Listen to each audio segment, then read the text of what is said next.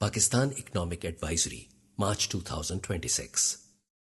اسماعیلی council برائے پاکستان جماعت کو مشرق وسطی میں تیزی سے بدلتی ہوئی صورتحال اور اس کے پاکستان کی معیشت پر ممکنہ اثرات سے آگاہ کرنا چاہتی ہے۔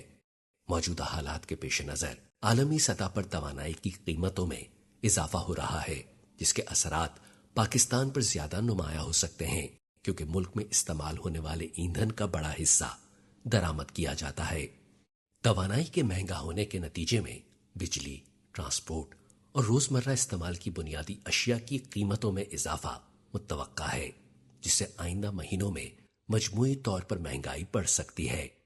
ان حالات کے پیش نظر جماعت سے گزارش ہے کہ وہ آغا خان اکنامک پلاننگ بورڈ کی جاری کردہ رہنمائی پر عمل کریں، اپنے اخراجات کی منصوبہ بندی پر نظر ثانی کریں، ضروریات کو ترجیح دیں اور غیر ضروری خرچ کو کم کریں۔ انفرادی سطح پر مالی نظم و ضبط نہایت اہم ہوگا۔ اپنی بچت کو بڑھائیں اور نئی مالی ذمہ داریاں لینے سے گریز کریں۔ موجودہ حالات میں قرض پر زیادہ انحصار مالی مشکلات پیدا کر سکتا ہے۔ گھریلو سطح پر یوٹیلیٹی کے استعمال میں احتیاط کریں۔ بجلی کے نرخوں میں اضافہ اور گیس کی ممکنہ کمی گھریلو بجٹ پر دباؤ ڈال سکتی ہے، اس لیے توانائی کے مؤثر استعمال کی عادات اپنائیں اور ممکنہ قلت کے لیے پیش کی تیاری کریں۔ کاروباری افراد کے لیے بھی یہ وقت محتاط رہنے کا ہے۔ خام مال کی قیمتوں میں اتار چڑھاؤ، ترسیل کے اخراجات میں اضافہ اور طلب کی غیر یقینی صورتحال کاروبار کو متاثر کر سکتی ہے۔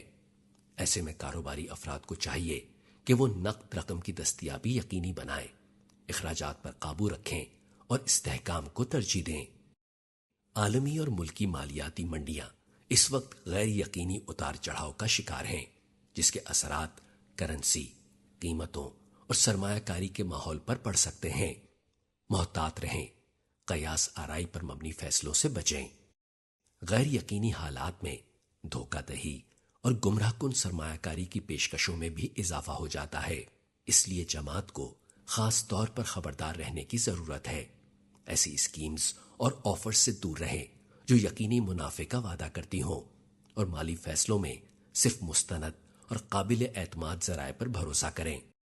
وہ خاندان یا کاروبار جو بیرون ملک سے رقم وصول کرتے ہیں، انہیں زر مبادلہ کی شرح میں ممکنہ تبدیلیوں اور بیرون ملک کام کرنے والے افراد کو درپیش خطرات کو مد نظر رکھنا چاہیے۔ بچت پر مبنی منظم حکمت عملی اختیار کرنے سے آمدنی میں ممکنہ کمی بیشی کے باوجود گھریلو اخراجات کو سنبھالنے میں مدد مل سکتی ہے۔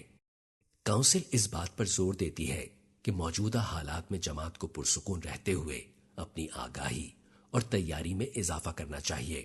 خاندان اور کاروبار سب نظم و ضبط کا مظاہرہ کریں اور ایک دوسرے کا ساتھ دیں تو جماعت یقیناً ان چیلنجز کا مقابلہ مضبوطی اور اتحاد کے ساتھ کر سکے گی، انشاءاللہ۔